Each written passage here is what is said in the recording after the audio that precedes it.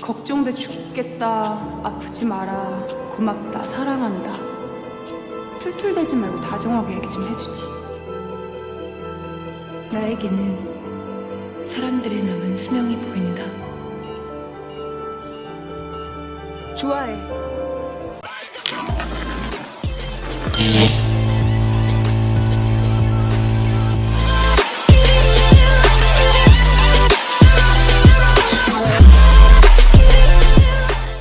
Halo guys, bertemu lagi bersama aku Suster Nui. Kali ini aku akan menceritakan sebuah film fantasi Korea yang berjudul About Time. Film ini seru dan menegangkan, tonton sampai akhir ya dan dapatkan hadiah menarik dengan menjawab pertanyaan di kolom komentar. Langsung aja, di film kali ini memperkenalkan seorang yang bernama Ji.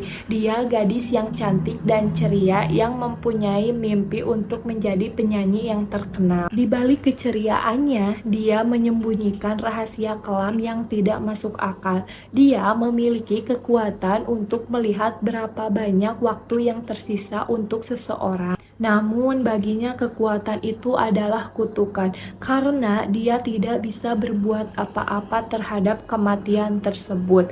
Suatu ketika dia sedang berpergian menggunakan bis. Dia menyaksikan serangkaian kecelakaan di jembatan. Polisi dan para medis segera tiba dan menyelamatkan orang-orang. Ji melihat dari sudut pandang yang berbeda dengan orang lain karena dia bisa melihat berapa waktu yang tersisa bagi orang-orang. Kemudian dia bertemu pasangan lansia yang terguncang oleh kecelakaan itu, namun tidak ada yang terluka. Dia memberikan plester kepada istrinya, tapi dia melihat suaminya hanya punya waktu 1 menit untuk hidup. Dia tidak berdaya, tidak tahu apa yang harus dilakukan. Akhirnya pria itu mengalami serangan jantung dan Ji menyuruh istrinya untuk tenang dan menikmati menit-menit terakhir bersamanya. Walaupun dia bisa sedikit membantu dengan kekuatannya, tapi dia merasa tidak bisa berbuat apa-apa dalam situasi seperti ini. Setelah itu, Ji mengetahui bahwa dia memiliki 167 hari lagi untuk hidup. Mengetahui dia akan meninggal dalam beberapa bulan, Ji ingin menjalani hidup sesukanya. Inilah sebabnya Ji mengikuti semua audisi musik yang ada di kotanya dan berharap mimpinya akan menjadi kenyataan. Beberapa waktu kemudian, Ji mengunjungi seseorang yang bernama Nyonya Oh di rumah sakit. Meskipun mereka terpaut usia yang sangat jauh, tapi pertemanan mereka sangat baik. Nyonya Oh berkencan bersama pria yang bernama Tuan Pak sejak kemarin. Menyadari akan hal itu, Ji melihat pria tersebut waktu tersisa hidupnya hanya 67 hari, sedangkan Nyonya Oh mempunyai waktu 2 tahun untuk hidup. Mengetahui hal itu, dia tidak bereaksi, namun hanya kasihan kepada mereka. Kemudian dia meninggalkan rumah sakit dan tiba-tiba dia tertabrak mobil yang dikendarai oleh seorang pemuda yang bernama Lee.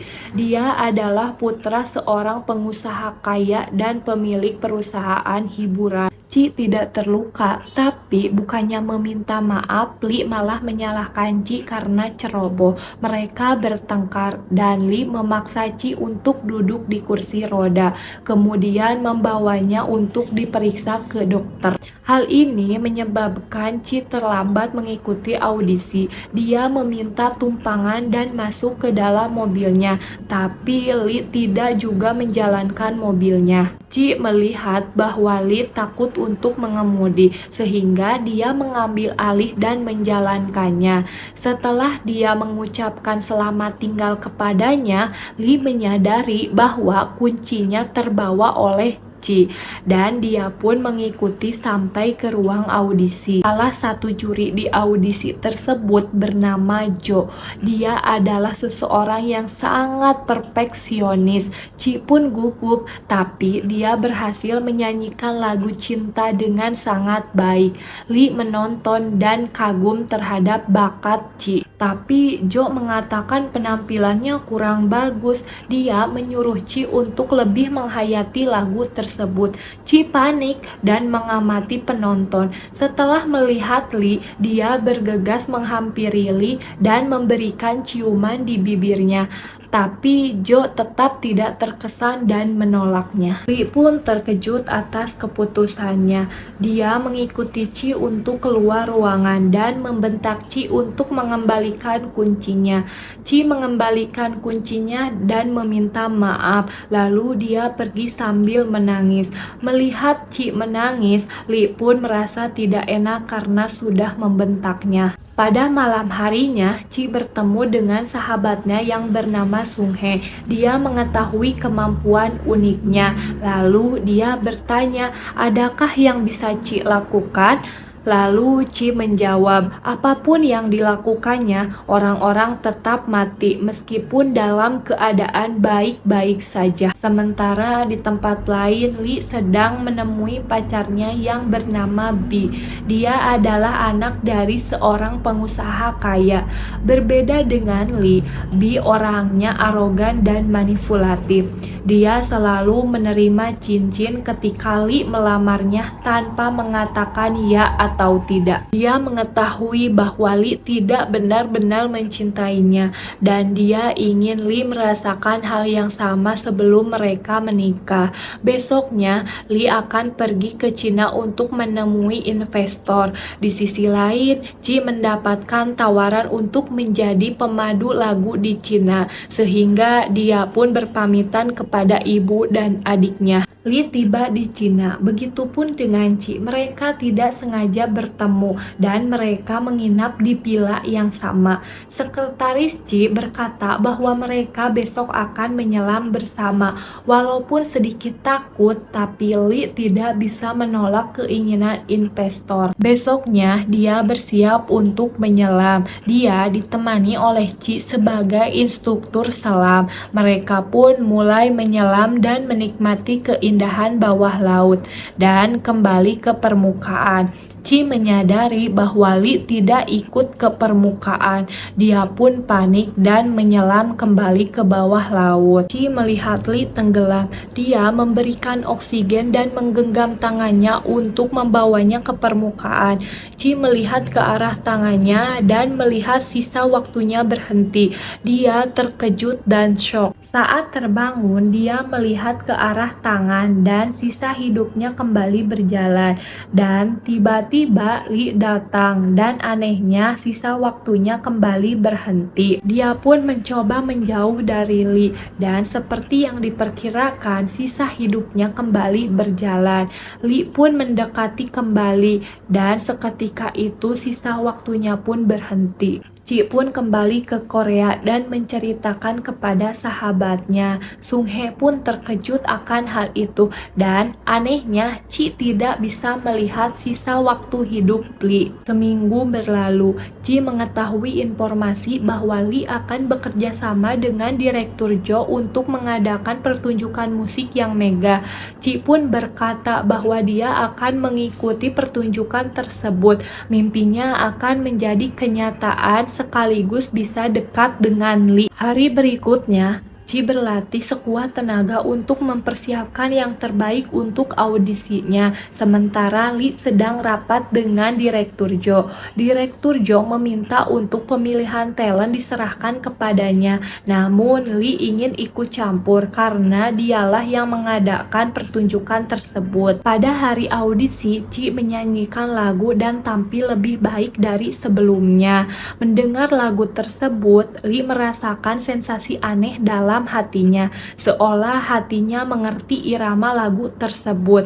Karena tidak kuat, Lee keluar ruangan dan Ci pun menyadari itu. Besoknya, Ci menceritakan kepada Sung Hye tentang kejadian kemarin. Sebagai teman yang baik, Sung Hye akan menjodohkan Lee dengan Ci. Hasil audisi akan diumumkan besok, tapi Ci memutuskan untuk menguntit dan menjalankan misi mendekati Lee untuk memperpanjang umur umurnya. Besoknya Ci pergi ke kantor Li dan melamar menjadi supir pribadinya.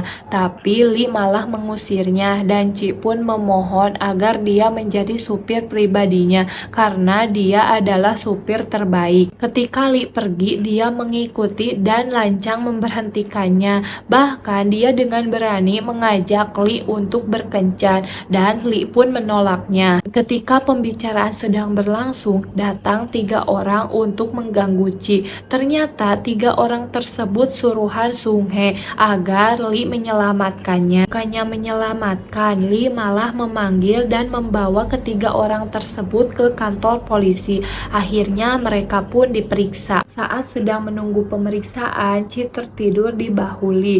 Li tidak menyukainya, namun dia merasakan sensasi hangat di dalam hatinya. Li menyentuh tangan Ci dan mengingat Ci menyelamatkan nyawanya. Hal ini membuat umur Ci bukannya berhenti lagi, tapi malah memperpanjang sisa umurnya Ci. Saat pemeriksaan selesai, mereka keluar. Ci mencoba untuk berbicara dengan Li, tapi Li mengacuhkannya. Saat akan masuk ke dalam mobil, Li berbalik arah dan memberikan kunci mobilnya, dan dia meminta untuk besok tidak datang terlambat. Li pergi dan tersenyum melihat kebahagiaan Ci. Besok paginya, Li memeriksa latar belakang Ci. Ternyata dia mengetahui bahwa Ci terlahir dari keluarga kaya. Namun saat ayahnya dipenjara karena kasus penggelapan uang, keluarga mereka pun bangkrut dan jatuh miskin. Li pun akan pergi ke kantor dia melihat Ci sedang bernyanyi.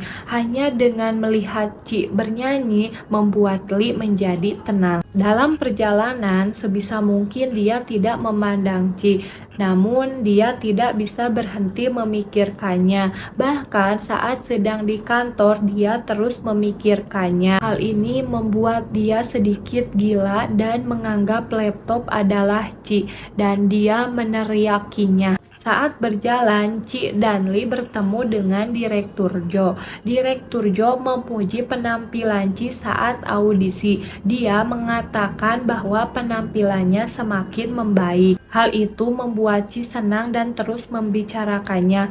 Li cemburu dan memintanya untuk diam. Setelah sampai di ruangan, Li melihat lukisan di dinding telah diganti dan dia bertanya kepada asistennya dan berkata bahwa lukisannya telah diganti karena bosan. Li berpikir mungkin cara itu berhasil untuk menghilangkan pikirannya dari Ci. Pulang kantor, Li mengajak Ci untuk makan malam. Ci pun heran dengan kebaikan Li. Mereka pun makan malam. Bukannya tidak tertarik, Li malah terus menatap Ci. Kesal akan hal itu, Li keluar sementara Ci menelpon ayahnya yang sedang dipenjara. Kejadian itu dilihat oleh Li dan dia menyadari bahwa Ci merindukan ayahnya. Setelah mereka makan malam, mereka menuju mobil.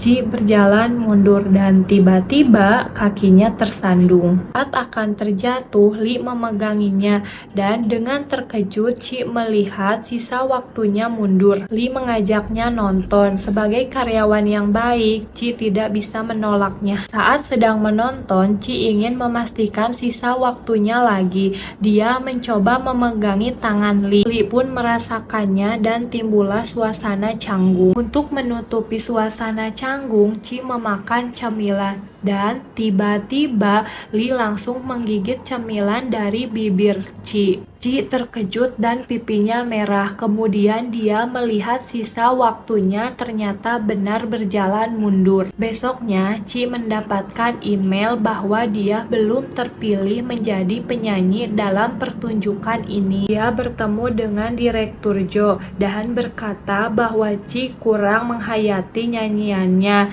Dia membalas perkataannya dan pergi. Saat malam, Ci diminta untuk mengantar makan malam bersama tunangannya yang bernama Bi.